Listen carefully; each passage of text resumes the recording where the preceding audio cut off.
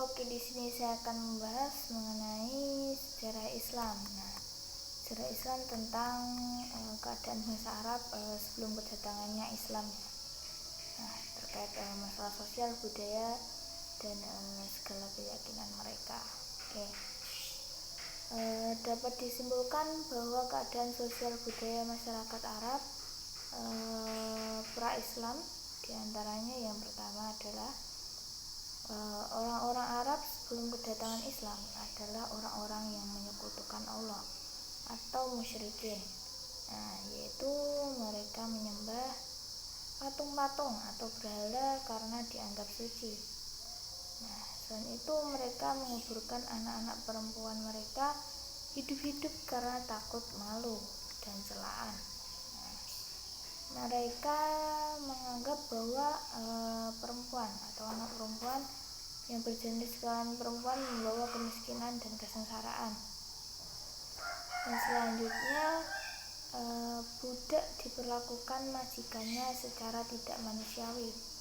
Nah, memperlakukannya seperti binatang dan barang dagangan, dijual atau dibunuh.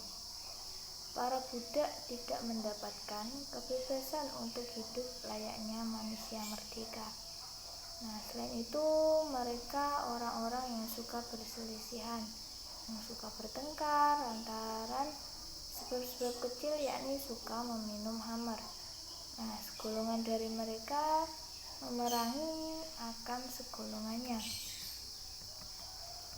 Selain itu ada juga karakteristik dakwah Nabi Muhammad di Makkah dapat dibagi dalam beberapa hal, yaitu dakwah dalam bidang ketuhanan.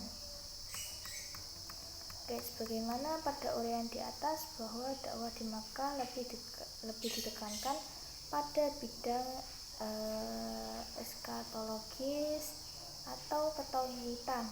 Nah, hal ini berangkat dari keprihatinan Rasulullah karena melihat keberagaman bangsa Arab, terutama penduduk Makkah yang masih musyrik pada saat itu. Nah, maka kepercayaan masyarakat Makkah akan dikembalikan kepada keyakinan terhadap keesaan Tuhan atau ketauhidan. Nah, sehingga patung-patung atau berhala yang tersebar di Makkah akan dihilangkan sebagai bentuk penyembahan masyarakat Makkah. Dakwah dalam bidang pendidikan. Dakwah dalam bidang pendidikan dilakukan Rasulullah sejak dini, yaitu beriringan dengan masuknya Islam para sahabat satu persatu. Di samping dari rumah ke rumah, maka Rasul memilih rumah sahabat Al-Arqam bin Abi Arqam dijadikan sebagai tempat pertama penyampaian dakwah Islam secara berkelompok. Nah, dakwah dalam bidang pembinaan. Sebagaimana diketahui bahwa dakwah Nabi di Mekah dilaksanakan dalam dua bentuk. Yang pertama, dakwah dengan cara sembunyi-sembunyi. Ibnu Ishaq menyebutkan bahwa dakwah secara sembunyi-sembunyi berlangsung selama 3 tahun. Dakwah dalam bidang pembinaan. Sebagaimana pada paparan di atas, bahwa dakwah Rasulullah dimulai setelah menerima wahyu pertama dan kedua. Maka sejak itu Nabi Muhammad berfungsi sebagai seorang pendidik dan pembimbing masyarakat atau sosial edukator melalui perombakan dan revolusi mental masyarakat Arab dari kebiasaan menyembah berhala yang merendahkan derajat kemanusiaan dan tidak menggunakan akal pikiran yang sehat.